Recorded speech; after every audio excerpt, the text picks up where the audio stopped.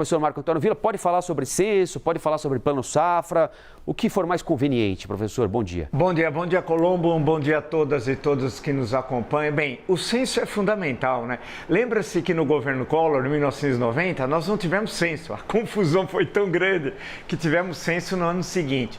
E o censo é fundamental, né? Nós temos esse censo, tem o censo agropecuário, tem a pesquisa nacional por amostragem de domicílio. Em suma, há um conjunto de dados que são fundamentais, criados pelo IBGE, levantados todos esses dados, que são essenciais, como você bem destacou, para o estabelecimento de políticas públicas e para desenhar o retrato do Brasil. O Brasil foi mudando muito. Antes nós tínhamos uma pirâmide etária assim, né? Muitos jovens e poucos idosos. A nossa pirâmide vai mudando assim e daqui a pouco nós seremos, daqui a algumas décadas, um país em processo de envelhecimento, porque a estrutura das famílias, e o IBGE mostra esses dados, foi mudando ao longo do tempo, com menos filhos. O processo desde o rural para as cidades fez com que diminuísse também o número de pessoas por família, e etc, etc, etc. São dados, portanto, essenciais para desenhar as políticas públicas e para nós sabermos efetivamente como é que está o nosso país.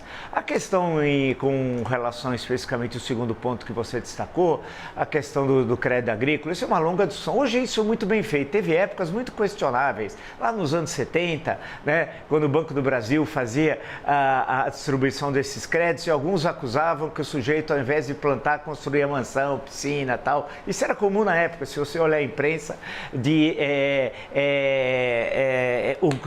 o recurso destinado a um fim era levado a outro fim. Hoje não. Hoje o Brasil é uma potência agrícola no mundo, super importante, né? Nós sabemos a combinação, e é um desafio, da agricultura, do chamado grande negócio, com a agricultura familiar. Aí envolve a questão dos meios de transporte. Dizem alguns que nós perdemos 25% no transporte.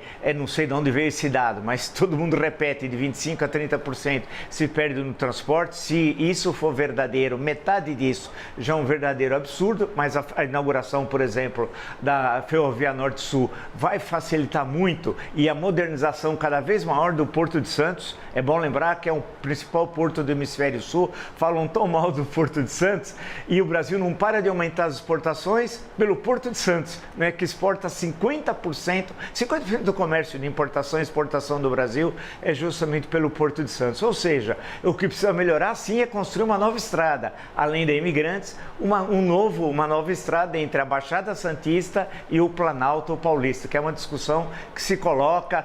Entra, sai, entra, sai, entra, sai. Em suma, acho que nós, nesse campo, no campo primário, no campo da agricultura e da pecuária, nós estamos bem. Agora há um desafio que nós vimos recentemente com a inflação no preço de alimentos. Quer dizer, como combinar uma potência agrícola e o abastecimento interno, uma potência agrícola mundial, com abastecimento interno de gêneros alimentícios a preços exequíveis, para que a população possa ter condições de ser bem alimentada. Quer dizer, como resolvermos uma contradição que não é antagônica, vale destacar, entre potência agrícola mundial e termos 100 milhões de pessoas que passam necessidades alimentares, e alguns dizem dos quais 1/3 passam fome. Essa é uma contradição que tem de ser resolvida, e essa é uma grande discussão para o Congresso Nacional, que deveria estar discutindo isso, e para o Poder Executivo, e para nós, para a sociedade civil, para o jornalismo. Quer dizer, como compatibilizar? Não é possível sermos uma enorme potência com uma eficiência